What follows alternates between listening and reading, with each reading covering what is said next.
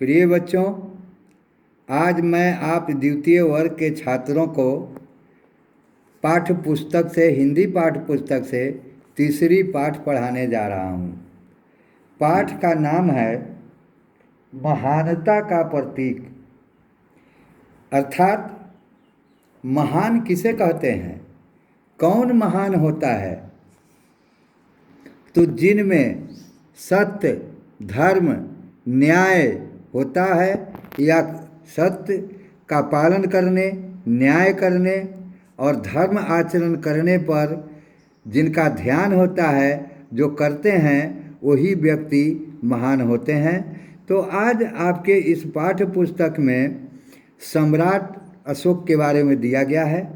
आप सभी जानते हैं कि आप लोग नोट देखे होइएगा रुपया का, उसमें लिखा हुआ रहता है सत्यमेव जयते। अर्थात सत्य के राह पर जो चलता है, जीत उसी की होती है।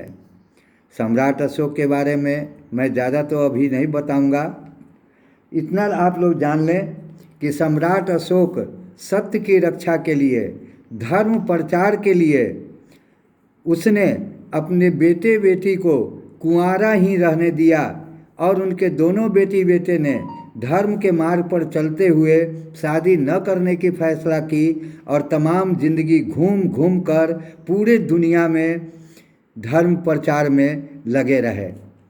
सम्राट अशोक बौद्ध धर्म के मानने वाले थे।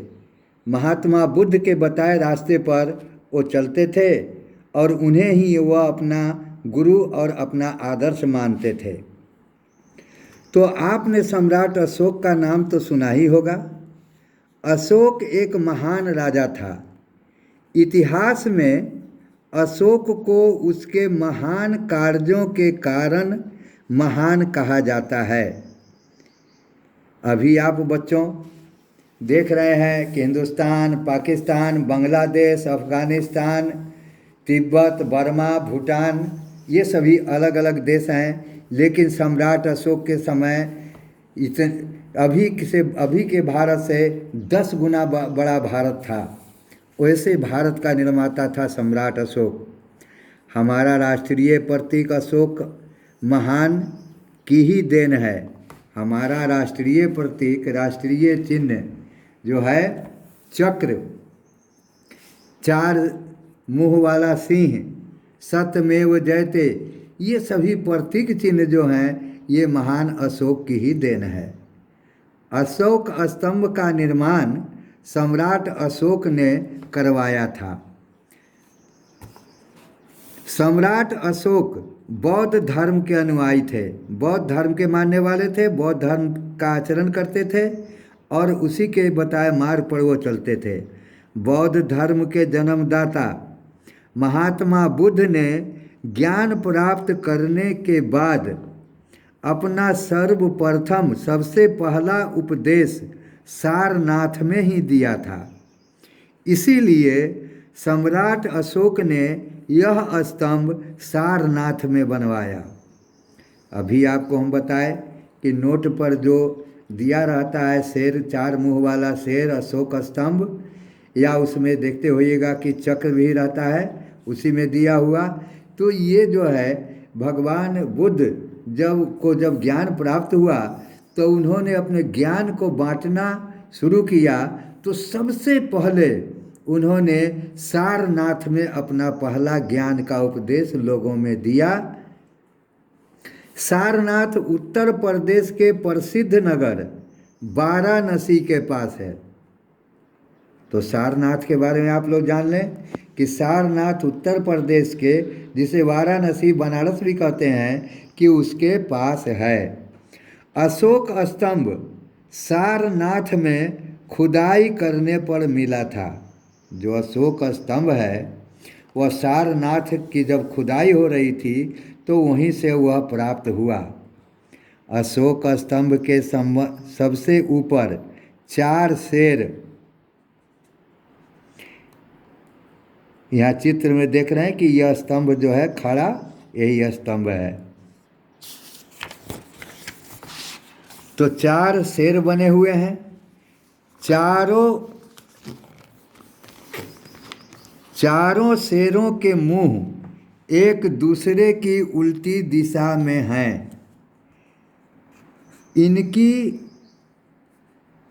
पीठ आपस में मिली हुई हैं। स्तंभ के इस ऊपरी हिस्से की ऊंचाई 6 फुट से भी अधिक है। इन शेरों के बीच एक चक्र है। इसमें 24 तीलियां हैं। आप लोग अपना अपना राष्ट्रीय झंडा फहराते हैं, उसमें बीच में जो चक्र बना हुआ है, तो देखे हैं कि उस चक्र में 24 जो है चिन्ह बीच में, उसके चक्र के बीच में है दिए हुए, जिसे तिलियां कहते हैं। शेर बहुत सुंदर बने हुए हैं। अशोक स्तंभ के ऊपर उल्टा कमल बना हुआ है। 4 मुंह वाला शेर चौकोर पत्थर पर खड़ा हुआ है।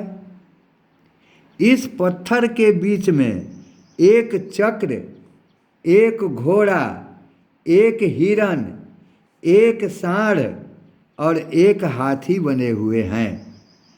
तो अशोक स्तंभ पर बनी ये मूर्तियाँ कला के सुंदर नमूने हैं।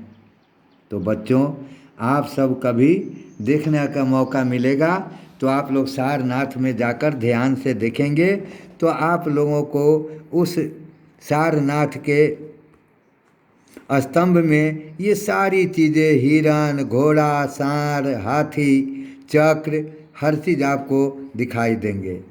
तो भारत सरकार ने इन शेरों को अपना राज चिन्ह बनाया। रुपयों और सिक्कों पर बना यह राज चिन्ह सरलता से देखा जा सकता है। सरकारी वाहनों पर भी यह चिन्ह बना होता है।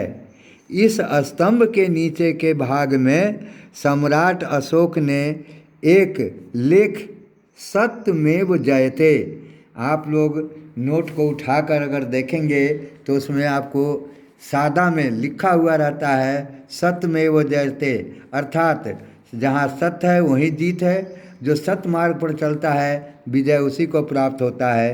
तो सत्यमेव जयते खुदवाया था। इसका अर्थ है कि सदा सत्य की जीत होती है। सचमुच अशोक स्तंभ प्राचीनता और नवीनता का संगम है। तो इस तरह बच्चों, आज मैं आप लोगों को सम्राट अशोक के बारे में इस पाठ को पढ़ाया हूँ और आप लोग इसको देखेंगे, पढ़ेंगे और अपने अपने कॉपी में लिखना के रूप में, हैंडराइटिंग के रूप में पूरे लेख को लिखने का प्रयत्न करेंगे, पढ़ने का प्रयत्न करेंगे, समझने का प्रयत्न करेंगे। हो सके तो पाठ बोध जो दिया गया है, यहाँ नीचे में कुछ प्रश्न दिए गए हैं, कुछ मौखिक हैं कि बौद्ध धर्म का जन्मदाता कौन है, अशोक ने कौन सा धर्म अपनाया, अशोक स्तंभ किस स्थान पर खुदाई करने पर मिला था, अशोक स्तंभ के नीचे क्या लिखा है। ये आपको एक एक शब्द में उत्तर देने वाला प्रश्न है। अब लंबे प्रश्न को उत्तर देना है, निम्नलिखित प्रश्न को उत्तर दें। सारनाथ कहाँ है, अशोक स्तंभ। तो ये जो हम बारी बारी से प्रश्न पढ़ रहे हैं, तो आप स्वयं इन तमाम प्रश्नों को पढ़ेंगे और पढ़कर इसमें जहाँ तक संभव हो सके, यहाँ तक आपको 4 नंबर तक है, तो इनमें से जहाँ तक संभव हो सके आप लोग स्वयं इसको हल करने का प्रयत्न करेंगे, बनाने का कोशिश करेंगे, कॉपी में लिखने का करेंगे। फिर नहीं होगा तो बाद में इसका उत्तरित अंक आप लोगों के पास हम लोग बाद में भेजेंगे, तो उससे आप अपना मिलान करके देखेंगे या फिर उसको याद करेंगे। इन्हीं के साथ मैं आज का वक्तव्य समाप्त करता हूँ। धन्यवाद।